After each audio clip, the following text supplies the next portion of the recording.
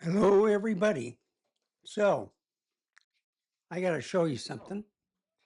Two tests. One is how do Lumix lenses work on the old system one. The stabilization on the Lumix lenses should not work with this. Okay. You just have to depend on the camera. Now, I don't think this is stabilized. All right. I think this is. It's an OSI. OIS, whatever. But I can't remember. Okay. Yes, it is. But this is supposedly, even if the lens is stabilized, will not work on the OM system Mark One or Mark Two, I should say. Of course, the 75 millimeter and the 40 millimeter, or the 20 millimeter, I should say, work fantastic on this camera. So I'm going to show you quite a few images that I've taken the past 2 days. I already put up a video on the 20 millimeter OM systems f1.4 and the 40 millimeter TT Artisans. Let's do a slideshow.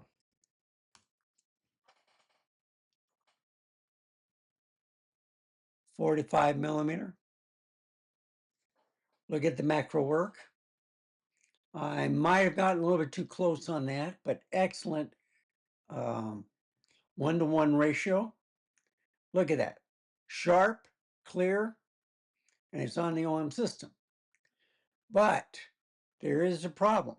As you get closer, it gets kind of blurry. All right. So I might have been too close right there, whatever. But farther away, the lens is fantastic at 90 millimeters, equivalent to full frame.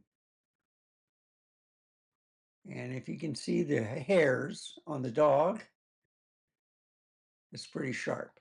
See, great macro lens. You can get up real close. Love it.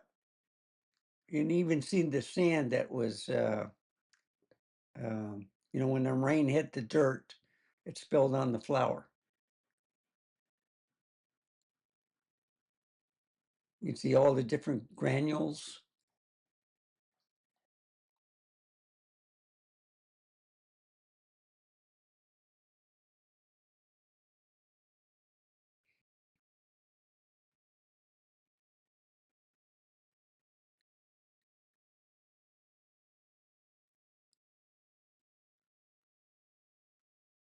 And you see, you can get a close up.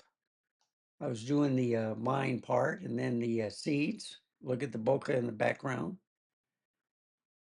Look at the leaves. It's a great macro lens. You can even see cobwebs from either caterpillars or probably more like caterpillars. So this one was a little bit out of focus. This one was better in focus.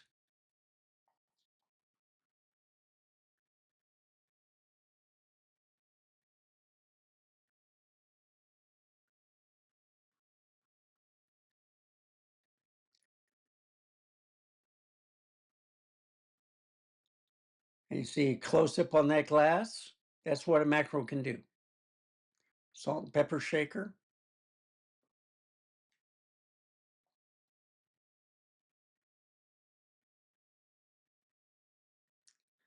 So I was focusing on the lamp at that time, then the salt and pepper shaker.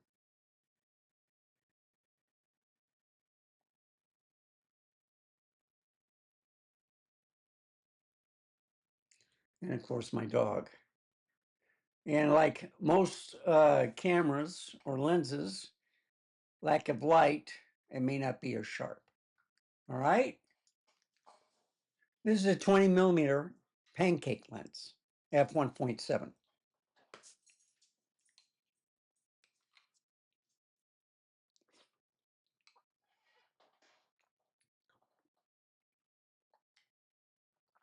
Final lens, sometimes in focus, sometimes not. Very light.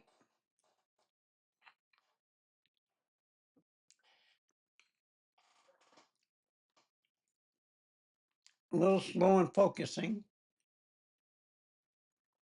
but when you nail a shot, you nail it.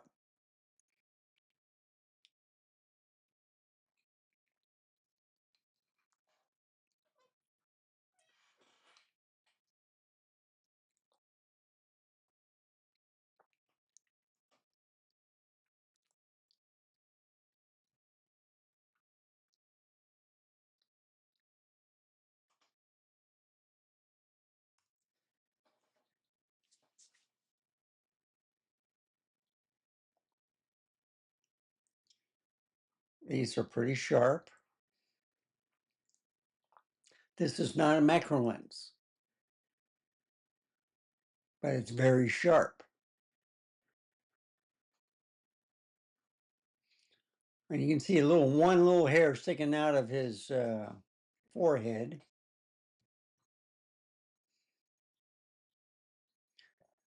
So you got a little bit closer. And that's as close as I could get.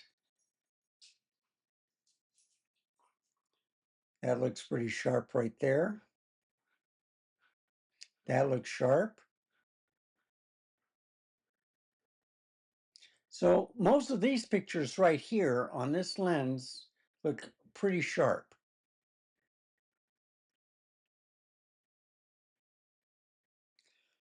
.45 had pretty good macro, but this is a pretty good contender for a lens that can't do it.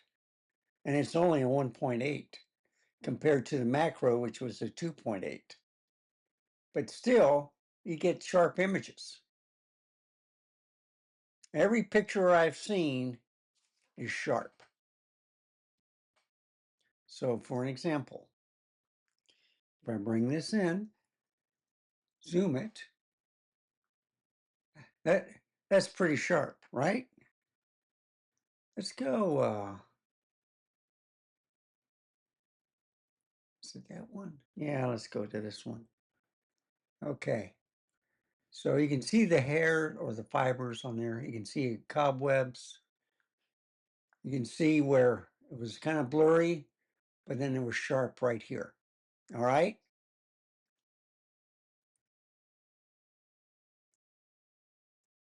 Same thing here. Look how sharp that is. This is a 1.8 lens.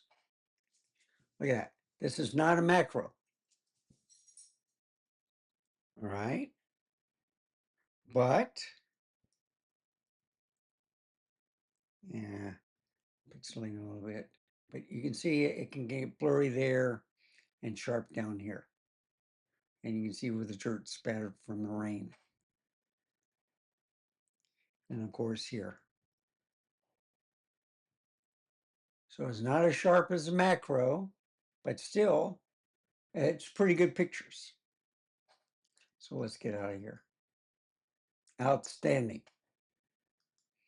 When you change them to high files, all right, or HEIC, what happens is, let's see, view, height, sidebar.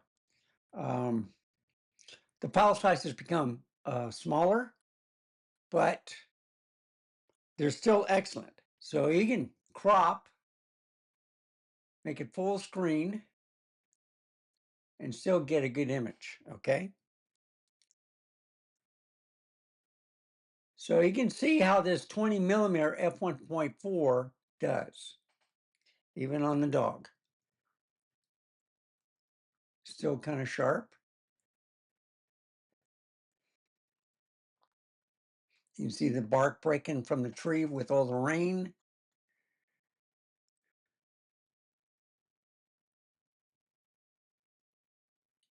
The beautiful clouds, the tree, the red one. This is the purple one, the white one, bird bath. You can see new seeds ready to pop on the white one. And it rained again this morning. Beautiful clouds. Look at that. Gorgeous. And look at the bouquet.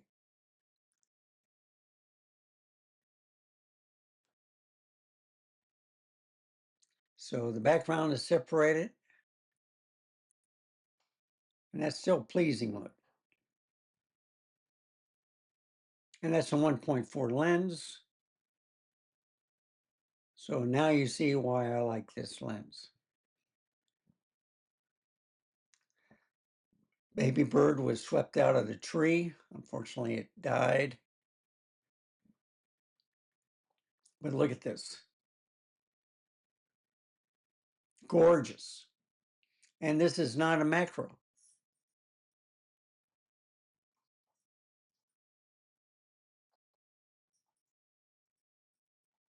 Now, I did not shoot this at 1600. I had it on auto ISO, but it does have a little purple fringing, I would say. And you can see what happens when you do an auto ISO at night on the clouds. But if you keep it at 1600, which is good for lighting condition and also on keep the ISO low, look what happens. You see any noise? Look at that. Just gorgeous pictures at nighttime. Yes, there is a little flaring. And there you have it.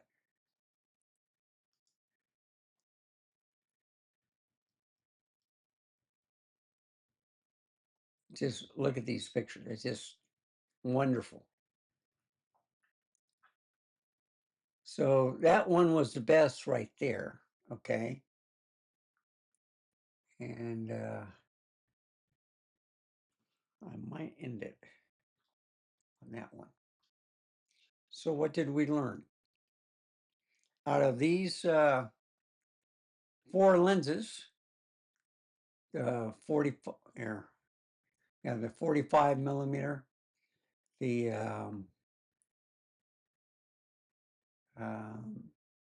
20 millimeter f1.4, the 20 millimeter pancake lens 1.7, and the 75 millimeter f1.8.